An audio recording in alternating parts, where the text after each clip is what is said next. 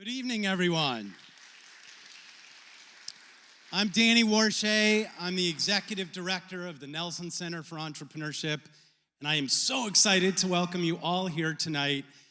That extends not only to a sold-out crowd here in Sales Hall, but to numerous places around the world for people who are watching our live stream. And I'll share just a few of the places that we recorded as of yesterday. That's, of course, throughout the United States, in India, in the UK, in Italy, Hong Kong, Spain, Singapore, Germany, China, Barbados, Austria, and I know many more places. So thank you to those of you around the world who are also tuning in tonight. I want to welcome you to the 7th annual Brown Venture Prize competition. It's almost hard to imagine that it's been this many years since we've been doing it. And I recalled, I was just sharing with Sam Menkoff that one of the very first ones we did was at Hillel in a much smaller place. It was wonderful that we had that at Hillel. And now look at us. We're here in Sales Hall, a sold-out venue, and really excited to have you all here tonight. I'm going to ask the question that you know, if you've been coming to our events, I always ask, and that is, for how many of you is this your very first Nelson Center event? Raise your hand high. Wow, a lot of you. I always love asking that because we love having new people ushered into our Nelson Center community. No matter where you come from, no matter what your background, no matter what motivated you to come here, we hope this will certainly not be your last Nelson Center event, and we encourage you to go to our website at some point. If you haven't already, sign up for our email updates, and you'll start to be a regular member of the Nelson Center community. I want to thank our donors, Richard Katzman and Jane Katzman, without whom this couldn't possibly happen, not only for this, but for the New York City part of this event. Thank you to Jane and Richard. I also want to extend a thanks even way back to Luke Sherwin and Neil Parikh, two founders of Casper, who came up with this whole idea of the Brown Venture Prize and who supported the first several years of the Brown Venture Prize. This is definitely a team effort. None of this happens with a lot of people, and I won't thank every single one of them, but I certainly want to extend my thanks to our Nelson Center team. That is Jonas, Sheila, Tori, Katie, all the volunteers, including student staff and volunteers from our student-led entrepreneurship program. I want to thank our vendors, New England Showtime, Media Services, and Brown Catering. And it occurs to me that my thank yous would nowhere near be enough without thanking a person who I think all of us in this room know, and without whom I don't think anything related to entrepreneurship would be happening today, because he was really the first snowflake in the avalanche. And I want you to join me in thanking Barrett Hazeltine, who is here today.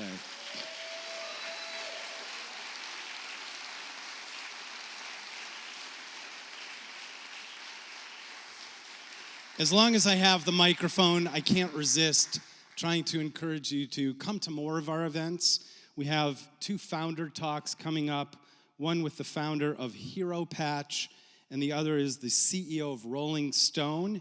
And in May, early May, we'll be awarding our annual Hazeltine Mentorship Award to 2 very deserving alumni, and that's May 7th. And we do that one remotely so that we can encourage people from all over the world to participate and to feel part of that community as well. As I say, visit our website, entrepreneurship.brown.edu, for more information. And why should you stay for this whole event? Don't just stay for the 8 pitches, but at the end, of course, we're going to award 3 really big checks, which is always a fun thing. So please stay to see who those awardees are.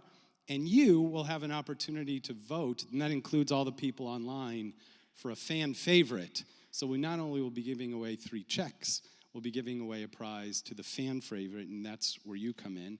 And of course, right after the event, we will feed you. There's no Nelson event at which we don't feed you, and you'll see that's in the back. And so we encourage you to stay, get to know each other, get to know our staff and our team. So I'd like right now to ask the judges to join us and to take their seats up front. cozy seats, and let's give all the judges a warm welcome as they make their way in.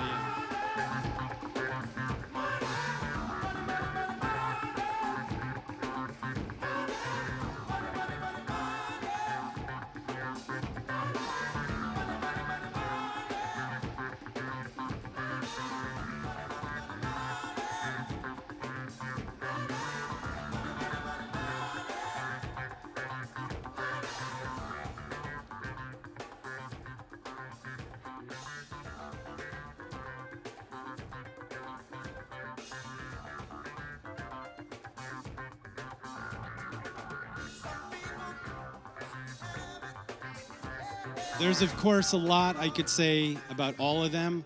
One thing I'd like to say is thank you. I don't know if you realize how much work and effort it takes to be a judge of the Brown Venture Prize competition. First of all, we had 34 teams enter this year's competition, and the judges had to read very detailed applications from all of them. Then they had to deliberate. Then they had to pick 8 finalists who are here tonight. So they've done a lot of work already. And I'll just introduce them really quickly.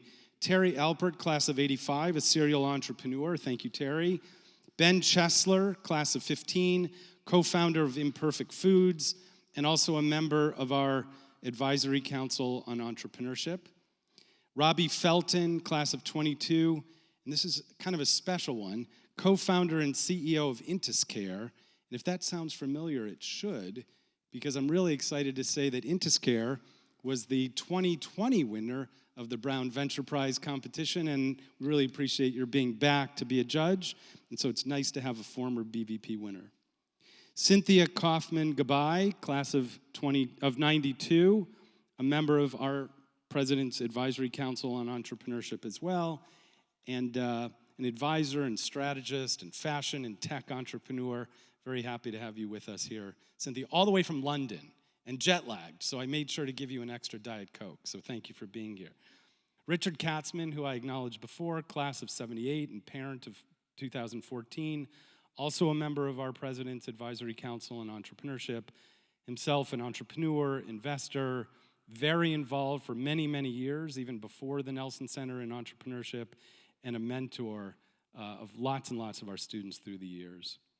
Sahareen Noor Ali, class of '09, co-founder of Sleuth, and you are also our 2023 B-Lab Entrepreneur in Residence. And David Wellish, class of '92, second year in a row, CEO and co-founder of Collage Group. So another round of applause for our illustrious judges. So now let's move on to why you came in the first place. I'll just describe very briefly. Each venture is going to come up and we'll pitch for 4 minutes. There's a clock right here, so it's 4 minutes, and that'll be followed by approximately no more than 4 minutes of Q&A with 2 judges who have been assigned to ask questions to particular ventures. The pitches will just run in succession, and now let's move to our first pitch. Please welcome to the stage EcoForge.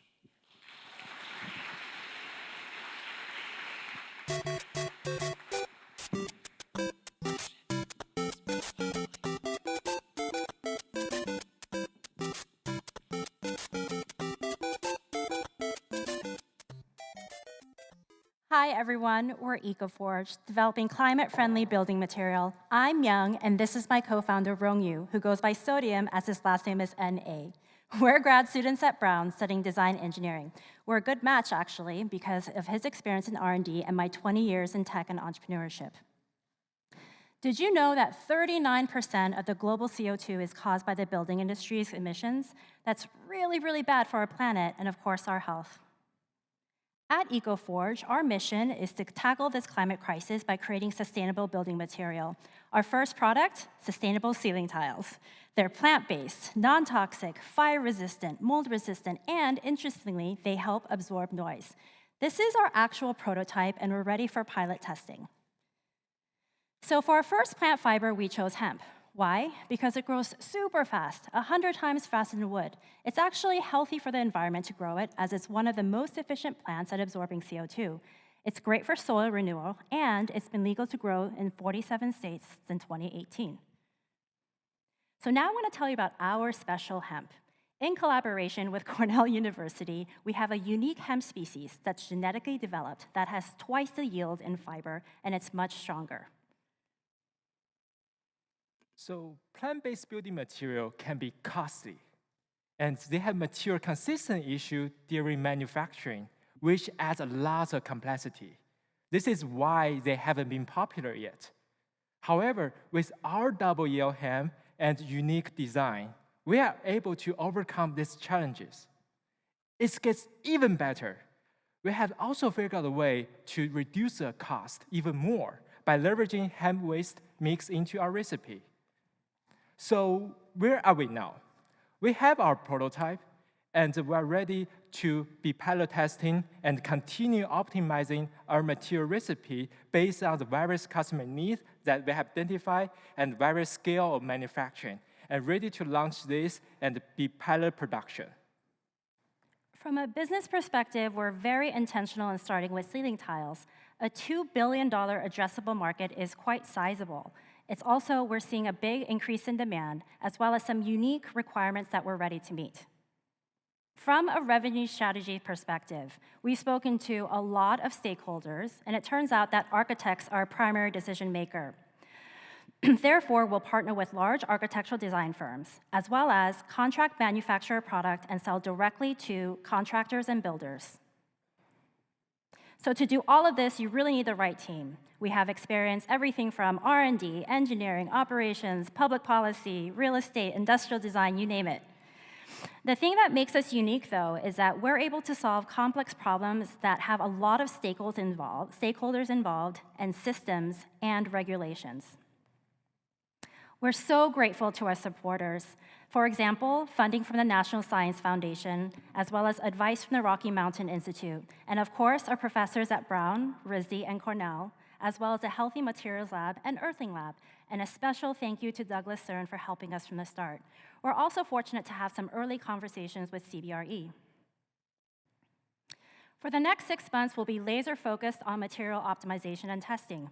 This is where the Brown Venture Prize could really help us out, as we need funds to purchase material. We're also fortunate to be part of Greentown Labs, the largest climate tech incubator in North America. There, we have access to state-of-the-art testing equipment and labs. We're also part of a really thriving climate tech incubator community. We graduate in May, and we can't wait to start pilot testing in September. So, to sum it up, EcoForge. We have a unique product, the timing is right, and we're tackling the climate crisis. Join us in making this happen. Thank you.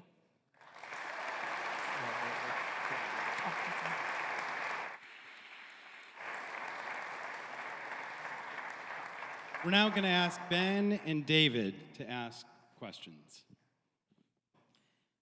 Stephen and Sarah, I love the mission and vision of the company. Congrats. Can you comment on the competitive landscape for affordable, sustainable building product options? Yes. So sustainable building material that made by plant, they are not complex.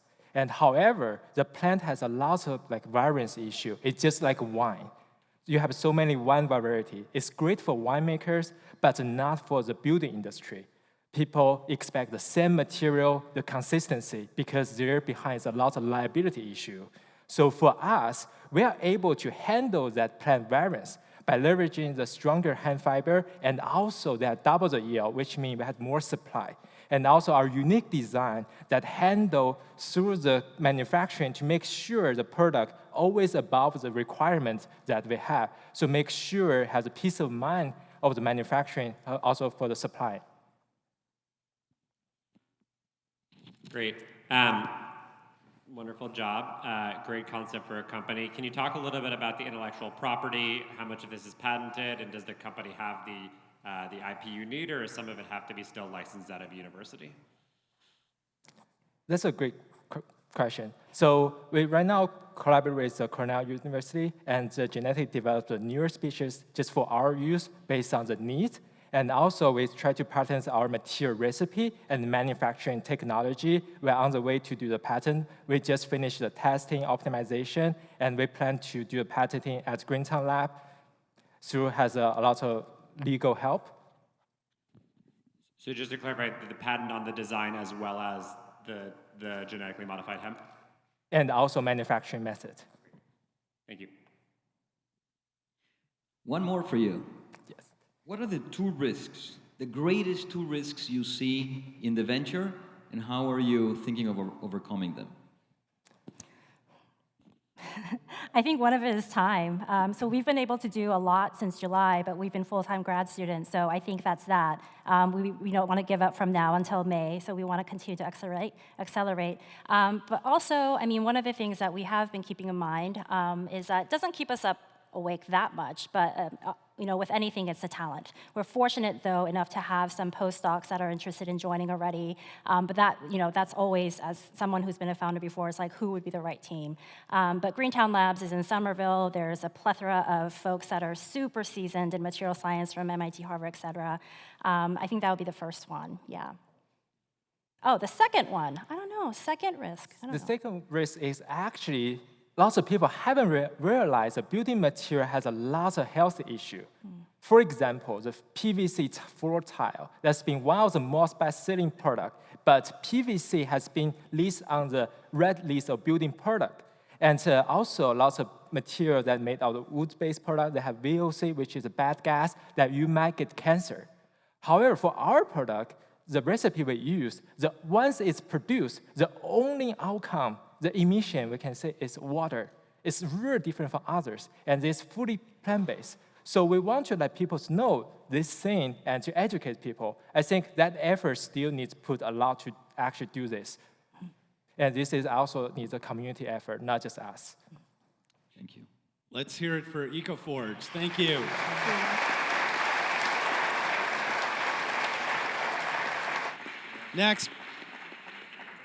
Next, please welcome to the stage Guided You, and we're going to ask Richard and Saharine to ask questions.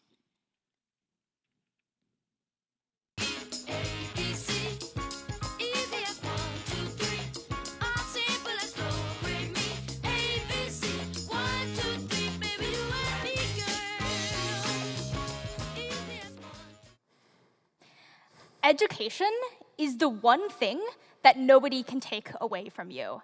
As first and second generation immigrants who watched as their parents built new lives from knowledge, we care deeply about transforming educational outcomes for every student in this nation.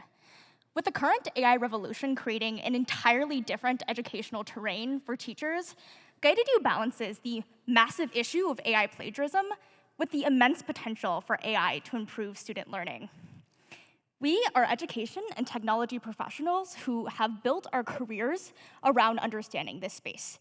So my name is Rennie, and while I've been studying at Brown, I've also been teaching virtually and in person in schools across the nation. I'm Matan, and in Brown's concurrent bachelor's and master's CS degree program, I specialized in artificial intelligence courses and research.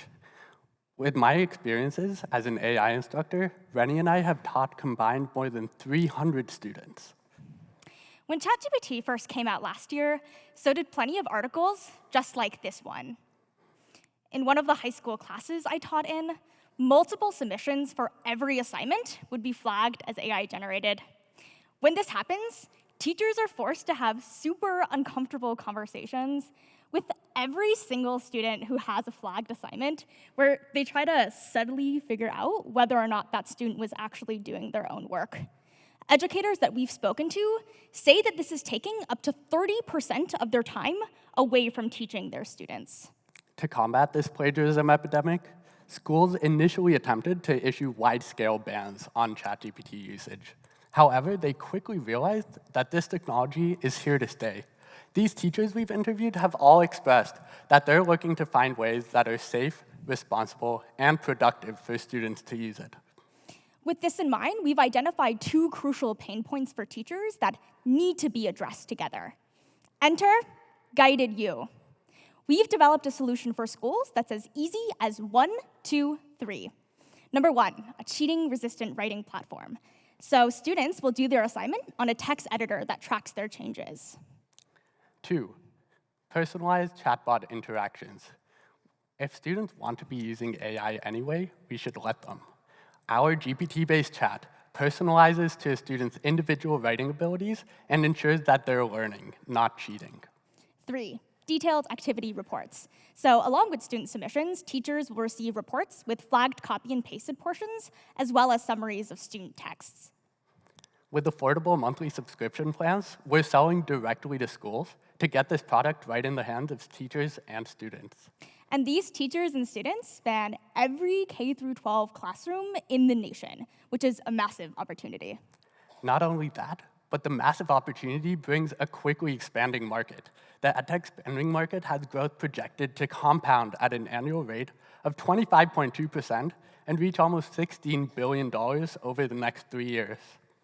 So we're building quickly and see a clear path forward. With our MVP finished, we already have agreements with classrooms to begin beta testing next week. The Brown Venture Prize money will bring us from beta testing to our public launch. From there, in a year, we'll be in hundreds of private schools, and in 3 years, we'll have our first million users. To save you from doing the math on that, that's 24 million in annual recurring revenue. But listen, Gated-U isn't just about reducing cheating. We're envisioning a world where a student who was 5 reading levels below his classmates now feels comfortable doing his own assignments by himself. It's a world where a teacher can now focus all of his time on educating and building community in the classroom. A world where every single student has access to the guidance they need to succeed in the classroom. Thank you so much for helping us make that world a reality. If you're an educator and you want to learn more, check out the link in the program and get in touch with us. We're so looking forward to building this future together. Thank you.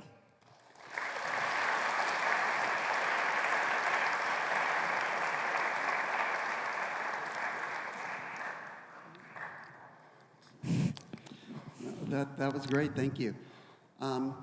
As you've identified, the AI is creating a huge paradigm shift in education, and the one thing about the education market, it moves very, very slowly usually, and there's a lot of resistance to change. So what kind of materials or what kind of process do you have to get teachers thinking differently? Because they have to use a tool like yours, they have to teach differently and treat and create different kinds of assignments. So how much work have you done on that part of the process? Yeah, that's an excellent question. So we always do bottom-up research with teachers before approaching or building any kind of feature. So what we've heard from teachers is that right now, they actually want to have AI in the classroom, but they don't know how to build it into existing lesson plans that they already have. That's exactly where Guided-U comes in. We're accessible and easy to access for teachers. So any assignment that you would have done on a Google Docs or any other text editor, you automatically transfer it over to here. They put in the instructions, and the chatbot already knows what that student is learning. On a teacher side, from that perspective, they're actually not doing any additional work, and we've done that very purposefully because we're building products for teachers and by teachers, and because of that, we listen almost exclusively to their feedback. I just want to say, as a team, you guys are very strong. I'm very excited about what you each bring to this. And that was a great pitch. My question is, what is your defensibility? How do you ensure you have a moat? Google Classrooms could come and do this fairly easily, given their team and where they are in the market. So how do you think about that? Yeah, that's also an amazing question and something we're thinking about every day. And you're right, if they wanted to do this, maybe they could, but they're not right now. This edtech space is ready to embrace AI, and they're ready to bring in new tools. Right now, Google and Microsoft, they are making AI for education products, but those products are not taking that approach that we're taking with teachers and building, as Rennie said, from the bottom up. They're just trying to introduce new tools, and teachers are not quite ready for that yet. They're not ready to change up their curriculum, to change up their lesson plans. And that's why, like Rennie said, we are a tool that integrates with your existing assignment. They don't need to do anything new. We're expanding that learning process. And by doing that, we're going to lead the pack in AI acceptance and responsible AI use in the classroom. I hope. So how will you use the fact that you have trust? What I'm hearing you say is that you have a lot of trust. I feel that when I look at your backgrounds too. But how are you tactically going to use the trust that you have with teachers to create that moat in a way that, let's say, Google can't? Like, what's your go-to-market with it? Yeah, we'll talk a little bit about our go-to-market strategy, which is different from the way that other big AI companies are approaching. So right now, ask any humanities teacher about AI, the first thing they're gonna say is AI plagiarism. When you have Google and other big companies that have their own kind of AI bots they need to use, they can't say the same thing, that AI can be bad and AI can be used badly, because they have their own AI that they want students to use regardless of what happens. They want everyone to use it, because that is their incentive for building the product. On our side, we say AI can have good uses and bad uses, and we can navigate that a lot quicker than bigger companies can, because we don't have any specific stance towards AI, and we truly do talk to teachers about this, and whatever their opinions on AI are, we're right alongside them. Great, let's give a big hand to Guided U.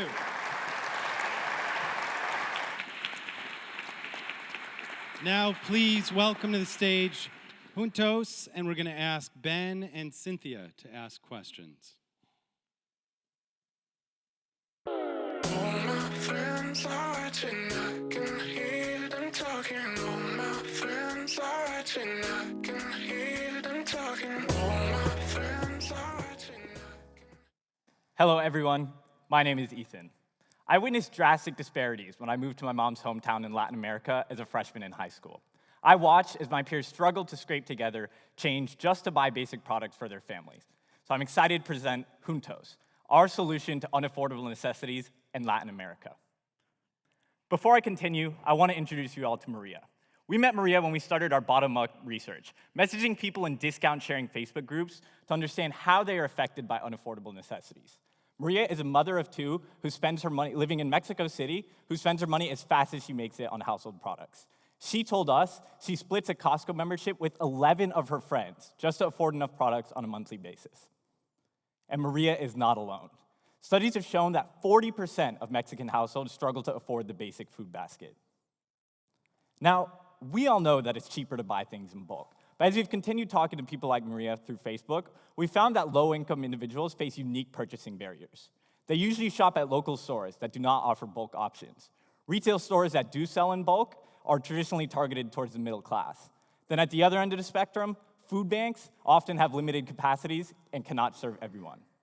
These individuals face a unique problem where they don't have enough cash on hand to make bulk purchases, thus forcing them to purchase smaller packages, making them spend more for less over time. There's a clear market opportunity for a purchasing model that recognizes their needs. And that's where Juntos comes in. Our platform unlocks affordable necessities through a group purchasing model. We will function as a for-profit corporation working to benefit social goods, distributing our profits exclusively on expansion and social initiatives. In the first step of our process, we will purchase bulk pallets of necessities from both local and international distributors, breaking them down into individual consumer units in-house. Next, we'll post group purchasing opportunities on our mobile app, where Maria and thousands of other people can share deals with their neighbors, friends, and family to collectively purchase our products. People will be able to achieve bulk discounts without having to buy in bulk, forming in-app communities where they can come together to save together. Next, we'll distribute goods through our local pickup points to minimize our distribution costs. This process empowers low-income communities to deconstruct the barriers that have traditionally limited their social mobility, allowing them to save money rather than spending it as fast as they make it. In addition to talking to people like Maria, we've also been working with well-established nonprofit food banks currently operating in Mexico. They've shared invaluable information regarding their constituents' purchasing behaviors, as well as the overall market environment. And we plan to collaborate with them at market entry for our pilot program. Based on our conversations with these nonprofits, we've identified these products: white rice, black beans, powdered laundry detergent, hand soap, and toothpaste as the most highly demanded yet inaccessible household necessities. These are the goods our platform will offer at market entry. And that brings us to today. We've completed our bottom-up and top-down research. We've put in the work. Now we're ready to put it in action. We need $25,000 to fund a lean pilot program servicing 1,000 low-income individuals in Mexico City. Once we've established proofs of concept in our pilot program, we'll conduct a round of seed fundraising to manage our expansion. Our pilot program allows Maria to save 20% on her household necessities And as we expand over time, transitioning from working with product distributors to working directly with manufacturers, as well as collaborating with additional nonprofits, our margins and her savings will improve. We plan to service 7,000 low-income households in Mexico City by the end of next year. The dark pins on this map represent our pilot program locations, while the orange pins are our planned expansion for the next year. And this is the team that will make it happen, under the expert guidance of Professor Ansari. Each of our co-founders was born and raised on a different continent. We've all worked in entrepreneurial and social environments all over the world. Most importantly, Jan has critical experience in supply chain management, having already successfully co-founded a B2B distribution company currently operating in 5 European Union countries. These are the core operating philosophies on which Juntos is built. We will provide individual savings. We will foster community development. We will reduce poverty rates. And we'll do it together. Thank you.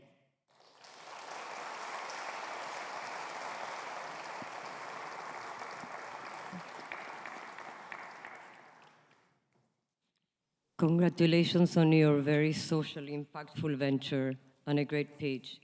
I'm wondering if in your current unit economics model, your pricing comes from distributors or producers? Currently, it comes from distributors. It's been, somewhat difficult for us to get in contact with some of these distributors and actually get quotes, especially because we're looking at some overseas distributors. We're planning to switch to a producer model later down the line once we've established proofs of concept through the pilot program. Thank you. In your application, you mentioned some similar apps in other countries, Pinduoduo, Dealshare in India, some of which have been successful, some of which have folded.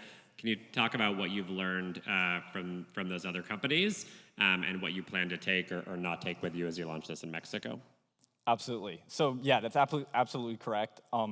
This is not a new business model. This is a proven business model that's already been done in a few other countries, most notably China with Pinduoduo, which actually just surpassed Alibaba in terms of market share, or something. Surpassed them in something. I don't remember exactly what. So none of those other platforms are exclusively targeted towards low-income constituents. They're sort of just operating as like a holistic grocery purchasing model.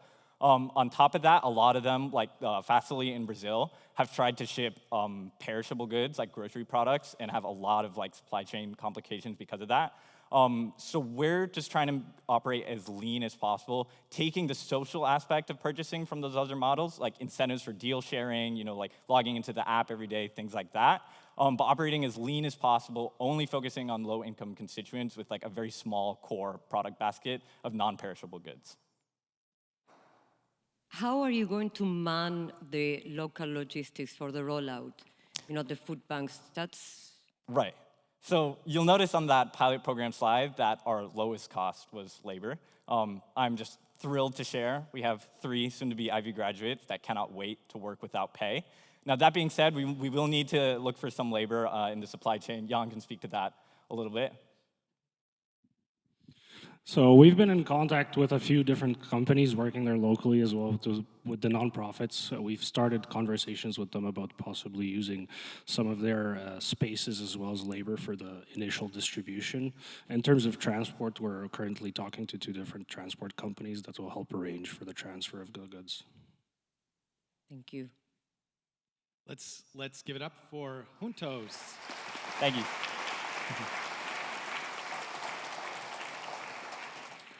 Our next pitch will be from Rico PT. Let's welcome them to the stage.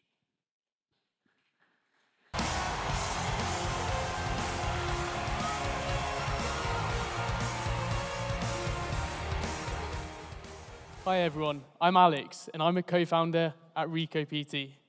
In 2020, I sustained an injury which led to months of physical therapy and led to months of trying to find the best way to recover.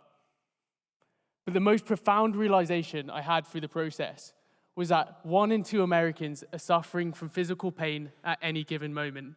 That's roughly 165 million people. Just think about that for one moment. Every single morning, 1 in 2 people wake up in pain. For years, I've now met with over 100 physical therapists, and something is absolutely clear. They don't have the tools to address this pain crisis. Physical therapists are really trying, but most see hundreds of patients a week and spend over 7 hours on administrative burden like notes. And then when they're finished with patients, they don't have the tools to set patients' plans which are fun and accountable. And owners, they don't know how to maximize their billing. So how do we tackle these three problems of owners wanting to maximize billing, therapists wanting to reduce their documentation time, and patients desperate for the right solution? Well, here's where Rico PT comes in. We are ambitiously building the first end-to-end electronic medical record. So from the moment you get injured, you can reduce your confusion, book into a clinic where we use AI-powered tools that therapists can use to reduce their documentation time, and owners can maximize the billing, and then we send patients on their way with a great plan. 50 million Americans have chronic pain, and they don't know where it's coming from. With more people who use the system, the better insights we can drive. We're currently in over 10 clinics at the moment, but let's actually discuss what we've done and where we are. To start, we have the Rico PT application, which you can download right now. And for clinic owners, we're lead generating right into their clinic. So patients who are yet to be in physical therapy can do a preliminary evaluation, indicate where their pain is, answer a battery of questions about the mechanism and symptoms, and then we read the blank spaces in the schedules of clinics and then populate your phone. Think about it like WebMD on steroids. Then, when the patient gets into the clinic, they can use, the physical therapist uses a Rico PT note taker, which uses real-time speech to text, so that in the background, when they're doing the 15 to 20 minute assessment, we're listening. All they have to do is press start recording, and then we take notes which are coherent and in medical format. Now let me be absolutely clear here. This is not dictation, and this is not after the fact. This is in real time, and we're recording coherent sentences, as you can see on the screen. Then, when the patient's done, we read the notes, we analyze them, and set a day-by-day plan, which is fun, gamified, and enjoyable. And we know patients are loving this. To do this, we filmed over 650 exercises so that physical therapists have the ability to set these plans. And for every single exercise, we have a different view, which shows the muscle group, so you can do those exercises at home accurately. Brown Venture Prize would be a massive boost to us. It's super crucial. It will allow us to expand our reach and improve our products. To start, we'll address and implement automated ICD and CPT codes, which are the billing codes we need to add, where we read the notes, analyze them, and then can maximize the billing for owners. And we can also personalize plans better. We are so excited to be operating in this $18 billion electronic medical record market, which is so ripe for innovation. We're starting in the vertical of physical therapy because of our unique advantage of treatment plans and lower switching costs. The team has great domain knowledge, with Dr. Joseph Kelly having over 10 years as a physical therapist and clinic director, and the rest of the team having great ML and AI backgrounds. Andrew Haverstock has over 20 years of industry experience, owns 4 clinics, and is using Rico PT right now. This is what he had to say. Rico PT's power to save my therapist time is an absolute game changer. This technology is the future for therapy services. If you guys want to be a part and help us flip this healthcare system on its head and ambitiously build the first end-to-end electronic medical record, we would love your help. Thank you so much for your time, and please come say hello to me after.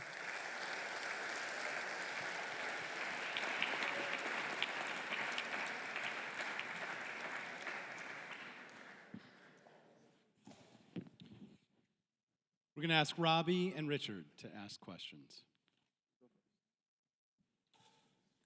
Great pitch. I think this is a real issue for these clinics. First, or primary question I have is, what is the moat here? There are electronic medical record companies that are massive and have billions of dollars to spend on innovation, building end-to-end technology. So what's going to make this a differentiated product in the market? Yeah, it's a super good question. So I've talked to head of innovation at WebPT, which is the biggest player in this market. and they don't care about innovation at all. But to specifically answer your question on the moats, so no one's interested in doing the lead generation to connect the whole cycle. And as we can get data, we can start to drive insights. And then on top of that, we do the AI note taker, which is proprietary technology. Great presentation, really interesting business. How does the physical therapist able to create like a bespoke program for the patient? Is it working with the AI, or I was a little unclear on exactly what that interaction is, because the PTs that I've spoken to, really want to make sure they're giving exactly the exercises and the variations of the exercises that they think are best. No, it's a great question. How do we make sure that there's an injury and we're making the best plan for it and the therapist is pleased with it? So first, Dr. Joseph Kelly has created over 50 base plans, so we can populate a screen based on the diagnosis within the notes. But ultimately, it's a physical therapist's professional opinion. So before anything is sent out, they can review it, adjust it, or recreate it as they please. So healthcare clinics and organizations have notoriously high customer acquisition costs. So once you get into one of these organizations and you've sold into an organization, do you have a plan to increase your wallet share? So can you say increase the... Do you have a plan to increase your wallet share or capture more revenue per client? Yeah, so I think the first thing to understand is each clinic at the moment pays around $7,000 to a year to have an electronic medical record. And how can we boost that marginal revenue further? So we could do the automated ICD and CPT codes, but then you can think, how much is each patient worth to these clinics? Well, they first got the marketing costs, which we can do for them by driving patients to their clinics. But two, each patient is worth about $1,500 after they do about 15 to 20 sessions. So we can really boost the revenue in that way. Let's thank Rico PT. Thanks. The next team is SIFT, and we're going to ask Cynthia and Saharine to ask questions. I'm gonna pop some tags. Only got $20 in my pocket. I'm hunting, looking for a come up. This is awesome. Now, walk into the club like, what up? I got a big. I'm just pumped. I bought some from a thrift shop. Ice on the fringe is so damn. Hello, everyone. My name is David, and I'm here with Annabelle and Jay-Z. Together, we are SIFT. We are the aggregated database for everything secondhand. Our mission is to make secondhand shopping as easy as new. But first, let me provide some context for why we exist. Around 3 in 4 of us in this room right now are willing to buy secondhand. And this number is only increasing. The demand for secondhand is projected to nearly double within the next 4 years, reaching a $351 billion global market. And what's surprising is much of this growth isn't being contributed by regular thrifters, but by people who are new to secondhand. But through hundreds of user interviews, we've heard the same thing, that for people who aren't used to shopping secondhand, they don't know where to go, and when they do choose a marketplace, for example, Depop, they find it very difficult to find something specific. And it's easy to see why, because the secondhand market looks something like this. There are dozens of different marketplaces, each with their own individual standards. And the thing is, there are dozens more that most people haven't ever heard of. People want to buy secondhand, but they don't want to navigate across this landscape.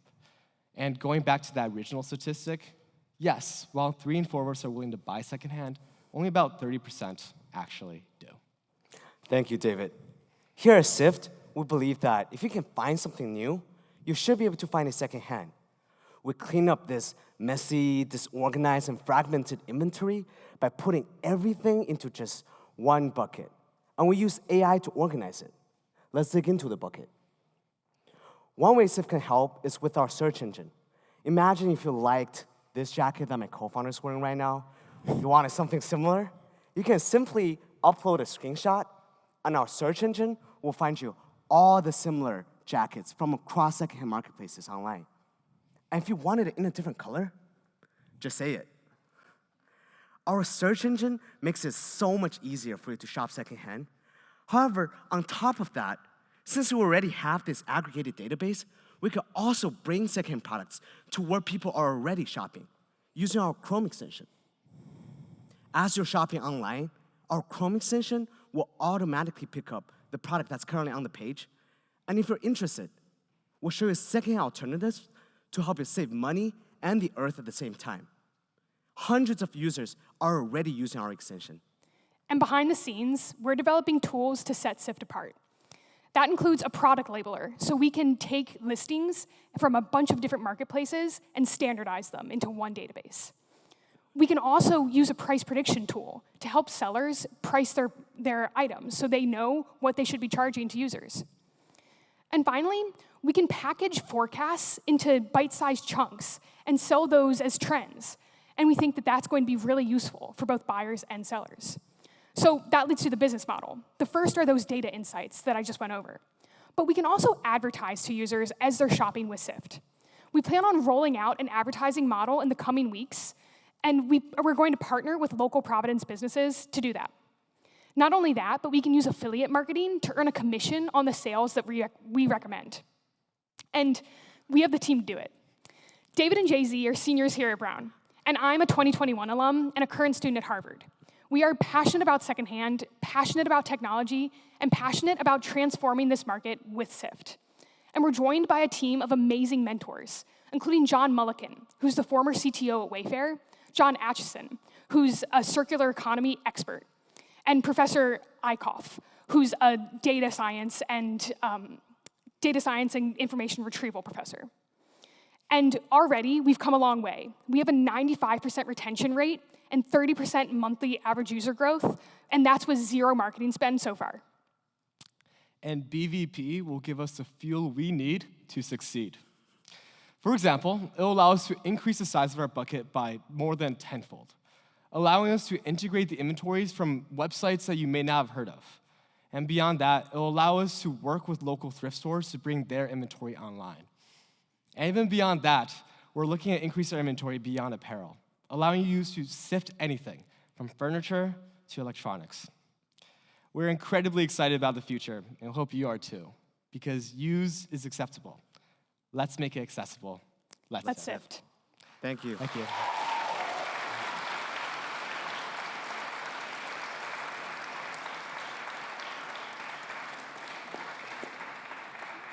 Thank you. That was a great pitch, and I am very familiar with the actual problem. I'm interested in knowing how exactly you're building that database. Yeah. And drill down, pretty much. So how we are building this database? How are you getting all the information for the database?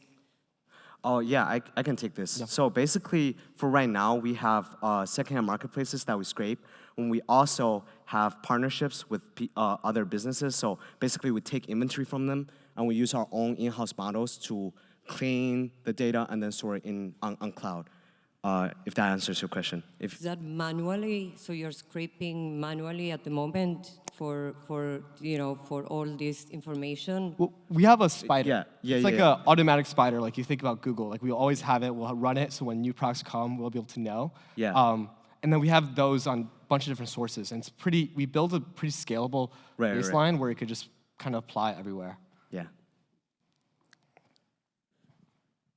That was a great pitch, thank you. So you opened up by saying that 75% of people are willing, but only 31% do. So how do you know what's causing that gap? Because, for example, I am willing to buy secondhand, and I do, but I don't need to buy. And so how are you differentiating it? How we differentiate it? That's a really good question. I think we'll answer it in a couple ways. First, I'll kind of mention how we, I guess, differ from existing solutions. For like why I guess you don't buy secondhand. And two, we'll also talk about kind of what we did user research. It is kind of a broad statement to say that, like, the reason people don't buy is because it's not as accessible. But there's a lot of research actually backing this, that like if you make secondhand accessible, like right there, they will buy it. So we did an experiment. We asked 25 of our friends to send us styles they wanted to buy, and before they purchased it, we manually found them alternatives, and we put it in front of them. And we were like making this just as easily accessible. And what turned out was 17 of them actually ended up buying the ones that we gave them. So that was really the motivation for why we started this and why we thought that the accessibility is the main issue, is that people just don't know what exists out there.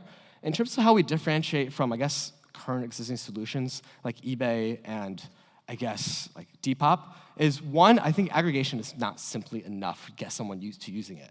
Like, we do aggregation. We have the largest inventory like that we know of online compared to some competitors. But we also really develop user experiences. So the browser extension that we built was something that we thought it has proven that people do use a lot. Right, because I mean, like, when you're shopping online, when you're seeing our extension, that's kind of at the point where you want to purchase something, right? And then we're right there, and we can show you things that are so similar, and a lot of the times it's the exact same product, but it's secondhand, so there's no reason. Or if you're willing to buy secondhand, right, and then you have a more sustainable and cheaper alternative, why wouldn't you buy? And I think that goes to another point, which is the fact that this market truly is changing, and it's changing quickly, and especially among our generation, where the stigma for secondhand is really evaporating before our eyes in a way that we find really compelling and exciting. And I think that's always been true for higher end items where the resale market is more robust, but now it's even becoming true of lower end items as well, because people really do care about that sustainability aspect. They want to get nice stuff cheaper, and we're providing them a way to do that that's easier than the current solutions, which is 10 tabs, eBay, Depop, all these things open, and you have to waste so much time to search right now, and we want to make it that quick. I just want to add one more point in terms of like differentiation, because we know that like, exists other aggregators out there and how we're really thinking about what we're doing compared to like marketplaces in themselves. I mean, we really see data as the core of what we do. We're able to see how products are able to be transacted on so many different marketplaces. And we could draw insights. So you could be like, if you list this Levi's jacket, at this price, you can sell it within 2 days on this marketplace. Like, those are really the insights that we think is really powerful, that is really enabled by really a combination of our model and data. And that we think is relatively unique. Yeah. All right, thank you, Sift.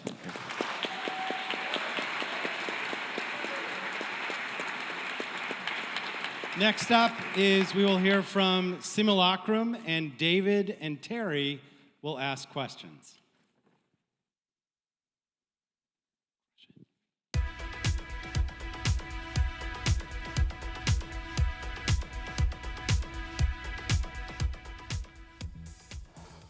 Hi, everyone. My name is Denny.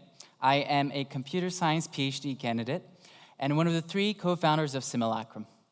We are revolutionizing economic forecasting using cutting-edge advances in game theory and AI. Economic forecasting is a major challenge for many industries, but do not take my word for it. In an interview last month, the CEO of JP Morgan described the performance of economic forecasting experts and tools as being 100% dead wrong and underscored the necessity for better forecasting tools. Beyond this, the market for forecasting software is currently valued at $15 billion and is expected to surge at a 22% compounded annual growth rate over the next decade. But ignoring the impact of economic forecasting on company income statements, there is a broader impact on us all. On February 10, 2021, a severe winter storm hit the state of Texas. 5 days later, electricity suppliers were no longer able to meet the demand, leading to widespread power outages. Now, Texas had ample power generation capacity, but the state had severely underestimated the demand for electricity during the storm, leading to generators producing less than they could and supply to fall short. 29 people died as a result of these power outages. Now, it's easy to write this forecasting failure as a one-off event, but in reality, the demand during the storm in Texas was predictable, just not with our current methods.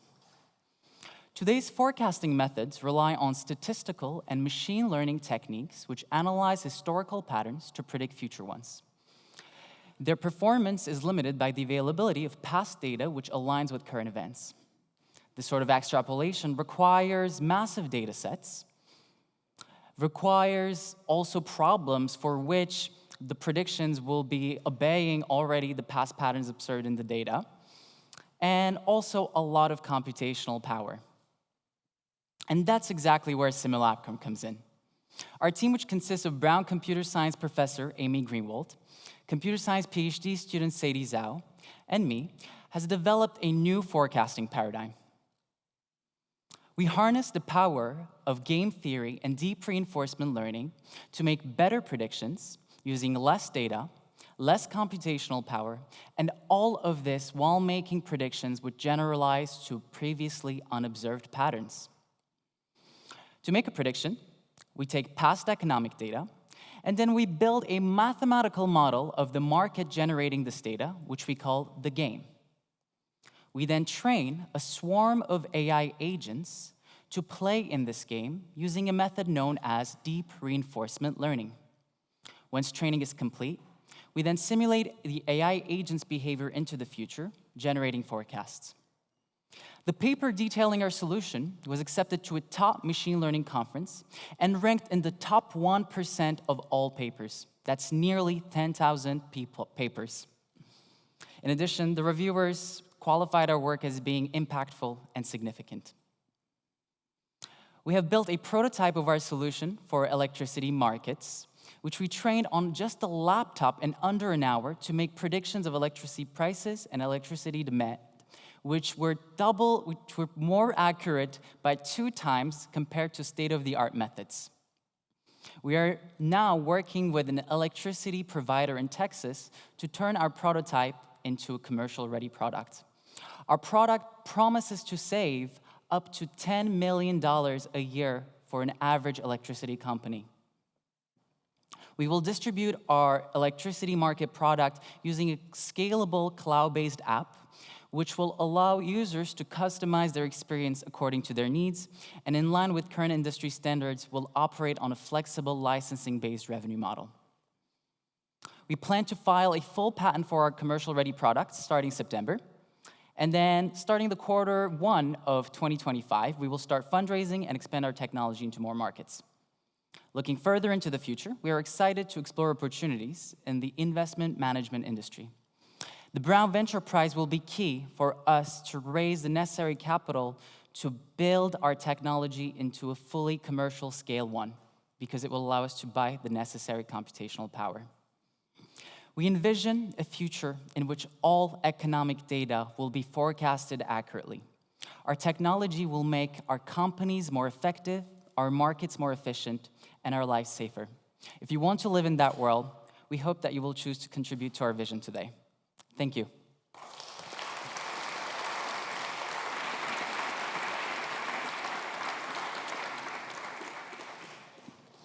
Denny, great job. AI. I really appreciate the fact that you went narrow in a phased approach on the use case of AI. In your application, you mentioned that 45% of all companies are using forecasting software currently. Mm-hmm. How easy or difficult is it for those already embedded software providers to innovate on their products and use AI and maintain those client relationships? So I think from our experience in industry, together with my co-founders, we have found that it's quite hard to make changes happen in large corporate companies. That said, if you can actually show big results and really show companies that you can make them more money, it is actually quite easy to get them to adopt new technology. It's just a matter of cooperation and working on the problem of really getting the users in the company that will be using our technology to get familiar with our product in an efficient way, I would say. Yes? 2 questions. First, how protectable is this technology, and what are you doing to protect it? Yeah. And second, as you go into different industries, do you have to build different games? Awesome. So the results that we have in the paper are mathematical, what I would think are breakthrough results. Unfortunately, mathematical results cannot be patented. What can be patented are software systems that are specifically built for certain problems. Now, that said, I mentioned in my presentation that we will file a full patent for our commercial-ready product. That will be a system that we can file a patent for. And there, actually, the intellectual property that really matters is our specific model of the market that we have developed and the specific architectures for our neural networks that we have developed. So those we will file patents for. In terms of protecting, our kind of savoir-faire in this market situation, what we have to keep in mind is that there's really only a handful of experts around the world who can do both deep learning and game theory at the same time. The expertise is limited, and we believe that we really have this knowledge to do this. And from our experience, once again, in other companies, we didn't really see the momentum to be actually building these technologies at scale. And to answer your last question, yes, for each individual market application, there will be a need to build an actual model. That said, in the future, we can envision actually a world where we automatically learn these market models as well. This is kind of something that's in the pipeline for what we're thinking in terms of research agenda, but definitely more in the long term. But the idea would be really to be able to build large-scale simulations of all human behavior. All right, let's thank Simulacrum. Thank you.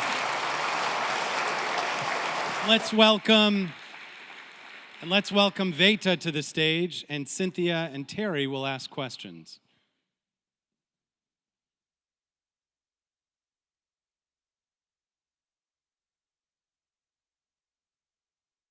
Now walk it out. Now walk it out. Now walk it out.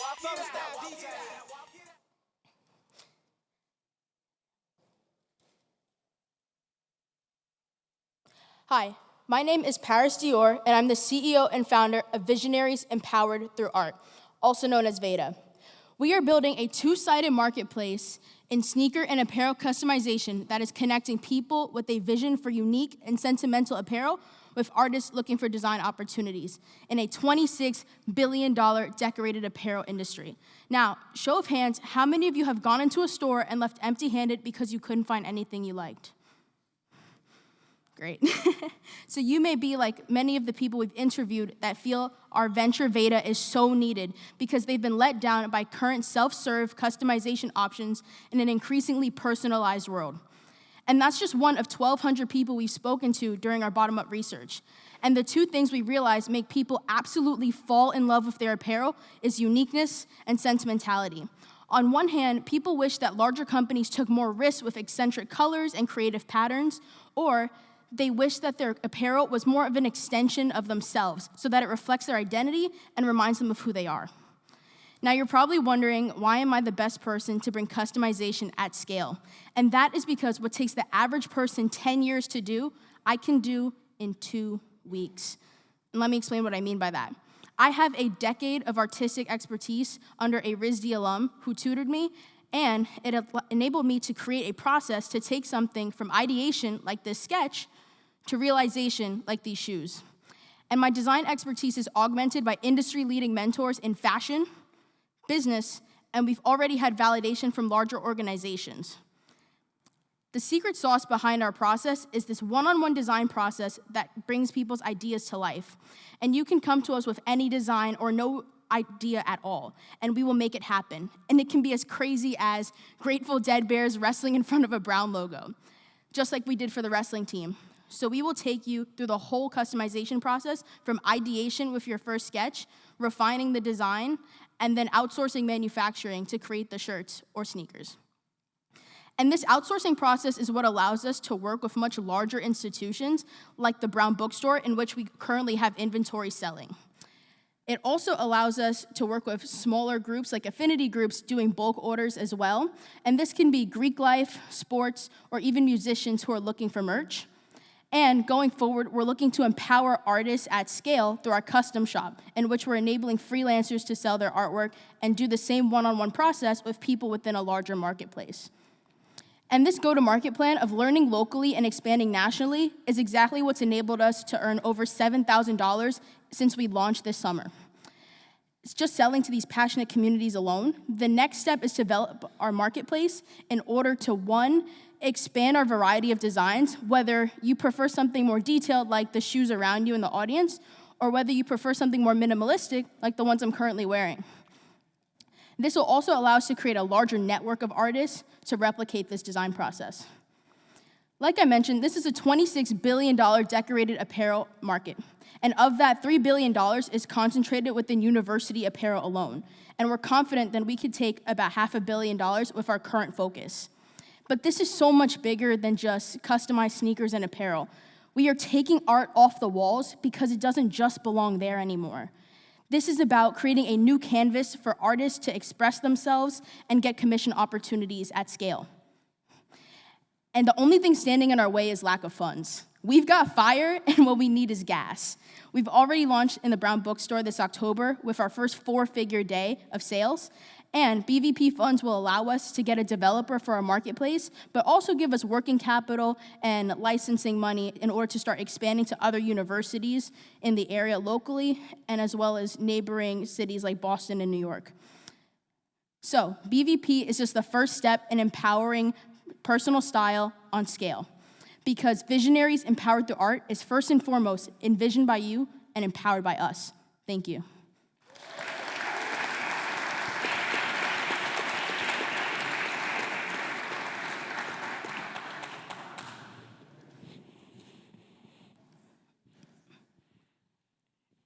Love your enthusiasm, and the products are absolutely beautiful. Thank you so much. I want to understand how you scale beyond you being the designer and what that does to your cost of goods sold.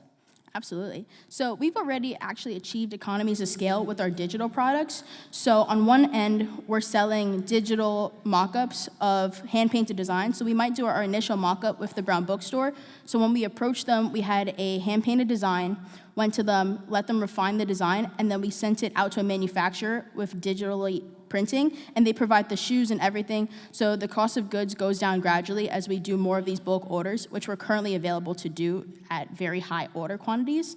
On the other hand, the marketplace and the custom shop, as I refer to it, is our way of expanding the hand-painted sales. So one of the reasons I started it is because if you go on eBay right now and you look at people selling custom sneakers, it's normally already done, and you don't really get much personalization. But if we create a hub for artists to basically be on that platform and then get access to the customer before they have something already customized, it enables people to scale the hand-painted designs because you're getting the customer right away, and all you have to do is filter people onto different sides of the marketplace. And we already have that demand. We just need a hub to control it.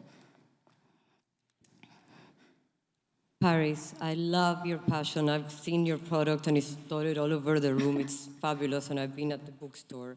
Thank you. I was interested, much like Terry, in how are you going to be able to sustain your margins actually and replicate that, given that your highest margin is your hand-painted sneaker, correct? Yes. It's your full margin. How are you going to onboard artists and creators to this platform? And are you going to continue with your manual MVP, which is proving very successful? So currently, going forward, we want to, one, expand to more artists. What we've been doing so far is looking at college artists who are, it's hard to get into the industry. It's hard enough to get commission when you're already a working artist. So getting people who are looking for that early on design expertise in advance. And we've already had the opportunity to work with multiple artists on campus doing freelance work. So it's more so just circling back and keeping them on retainer, and creating some place where they know they could keep coming back to scale that. To clarify, on the other end, in terms of scaling it long-term, given that our largest margins are in the hand-painted area, we also have the benefit of being able to pivot once we have the marketplace to resetting pricing. Currently, a lot of the people that I work with and do designs for feel our pricing is too low, so they're willing to pay much more for it. Currently, we're selling our hand-painted shoes at about $150, and that includes everything encompassing it, the product, the design, everything. But a lot of people told me they'd be willing to pay upwards of $500 for them. I just want to get more products out there and increase brand recognition before we start increasing pricing. But the benefit of having that marketplace long term is that we'd be able to resituate pricing at a higher premium, which will also kind of counterbalance demand as we're filtering more artists onto the platform. Okay, let's thank Veda. Thank you. And please welcome our 8th and final team to the stage, Explanon. And we're going to have Robbie and Terry ask questions.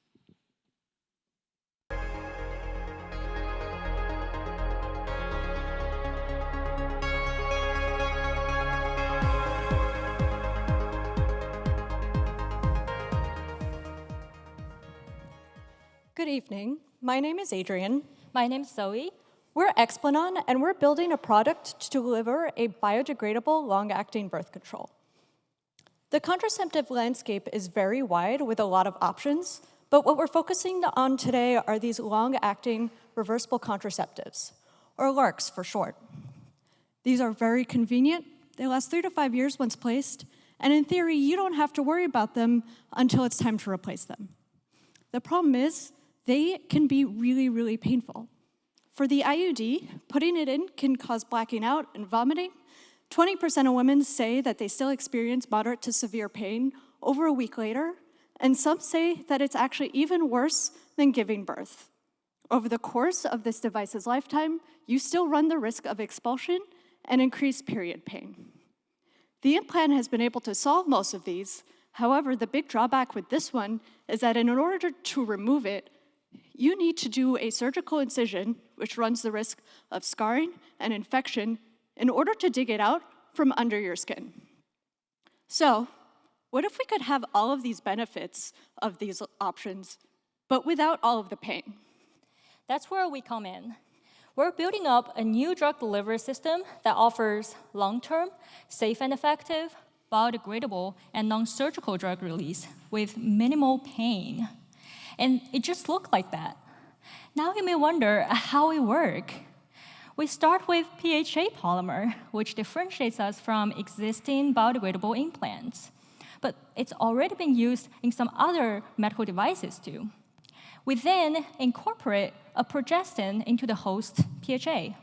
The progestin that we're using is well-established hormone for birth control and has been proved to be very safe and highly effective. We then pile them up to a thin and flexible rod. We can adjust the length of the rod to offer variable active duration. Finally, an ultra-thin coating will help us to control the direction and the amount of drug that is released every day. Our final product, once implanted subdermally, will degrade fully and completely and naturally, meaning there is no removal procedure required. We have a really big opportunity here. The amount of women using LARCs keeps increasing year over year in the United States, and it currently makes up a $1.7 billion market just in the US alone. Considering that a lot of women are avoiding LARCs due to how painful they are, we can grow that even more by offering a better option. We will do this by developing a prototype. Once we like it, we will make sure to protect our IP, and then we can begin the preclinical trials. Once these are successful, we plan to undergo an acquisition with a company that is better positioned to actually do the full clinical trials and bring the product to market. And once this is all completed, we would like to expand the application of this drug delivery system to any other drug that could benefit from a long-acting biodegradable implant. The team building this product includes myself. I'm a PhD candidate studying cancer epigenetics and doing a master's in innovation management and entrepreneurship. I'm a PhD candidate in chemistry studying polymer science, and I have a background in pharmaceutical science. And this is Yash, who has a background in engineering and is a master's student in crime. We're Explanon. We're working to reduce the amount of pain that women are experiencing in healthcare.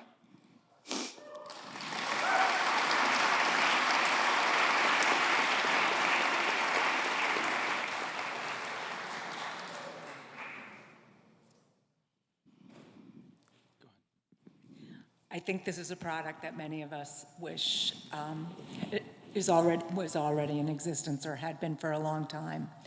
The path to getting to market is a long one, and it's an expensive one.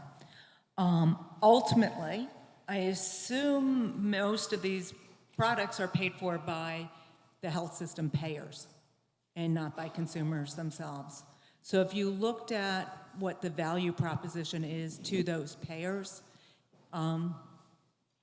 as you've thought about the economics. So we have thought about it. So one of the great things about this product would be that it means less doctor's visits. So that's great for the payer because that's one less thing to worry about. Less risks, like I said, the current subdermal implant does run these big risks of scarring and infection, which means coming back and even increasing visits. And also the fact that it's relatively easy to make, which would also be able, once it would reach economies of scale, of being able to hopefully be provided for cheaper. Thank you. Great presentation. There's a major binary risk. Either it gets approved or it doesn't. Are there ways you're thinking about de-risking the research effort?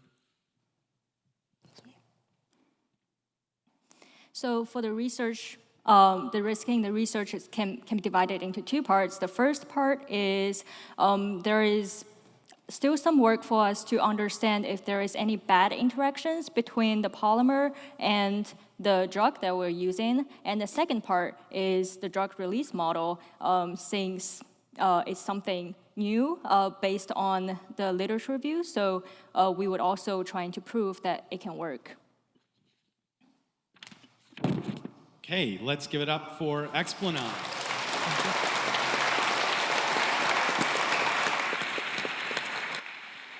In fact, let's give it up for all 8 teams. Great job. Now the tough work begins. I'm going to ask the judges to adjourn and do your tough deliberations. While that's happening, we're going to engage all of you in the fan favorite vote. I think we're going to pull up a QR code here. Yes, so this is the QR code to vote for the fan favorite. If you're a little bit old school, you can go to tinyurl.com/2024BVP. We'd really love to hear from all of you. Either scan the QR code or tinyurl.com/2024BVP. And in the meantime, you're welcome to get up and mingle and meet other people, but be ready in, I'd say, 15-ish minutes. And I'm going to invite you back to your seats for the big check presentations and the presentation of the fan favorite. But we really want to hear from all of you. And I believe we may be able to feed you at some point. But for right now, we look forward to your vote. Thanks, everyone. I'll be back in about 15 minutes. Let's welcome the student teams back to the auditorium. Let's give them all a big hand. All right. We'll ask you to have a seat up front in your reserved seats.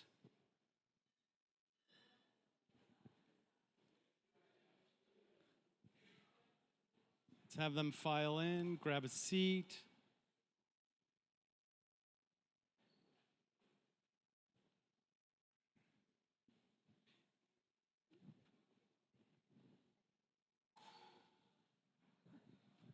Okay, first of all, thank you to all of you for participating in the fan favorite vote. That all of you includes all the people around the world who are up at a crazy hour now that I think of it. Thank you for doing that through that tiny URL and our QR code. It's my pleasure to announce that the fan favorite winner is SIFT. Come on up. Come on up. Come on up. And your winning prize for winning fan favorite is a NACPAC branded Nelson Center backpack. It's a fantastic backpack. The only irony that occurs to me is it's disappointing that it's not secondhand. But, okay, Thano can trade you for his second hand. So nice job, SIFT. And now I'm going to ask the judges. Oh, the SIFT should come back down. Yes. I'm going to ask Robbie, Saharine, and Richard in reverse order to announce the winners of the Brown Venture Prize competition. Third place, second prize, and first prize. Oh, and we have to arm you with some really big checks. But you have to point them in the other direction. Yeah, we don't want to reveal them yet. So don't turn them around yet. Exactly. Okay, Robbie, you remember what this was like when you were a contestant. Absolutely. Thank you, Sheila. All right, Robbie, announce the third prize. Third prize goes to, let me make sure, EcoForge. Come on up. Come on up, EcoForge. You get a really big check. Congratulations. Thank you. You can stand over there. Congratulations.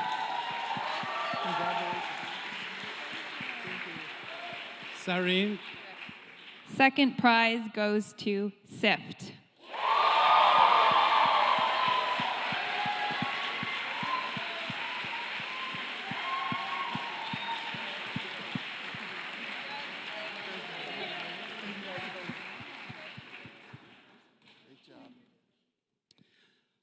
Okay, the big prize. Once again, I'm just blown away by the variety, the originality, the interdisciplinariness of Brown Ventures. So it's my privilege. We have one condition on the grand prize, is that they really need to change their name to something more pronounceable, because we couldn't say it right. Simulacrum. Simulacrum.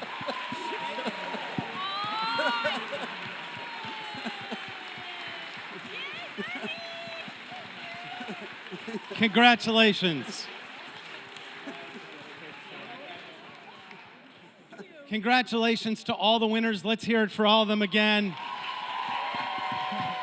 Thank you again to all of our judges for your incredibly hard work. Thank you to the Nelson team. Thank you to all of you for being here and everybody around the world.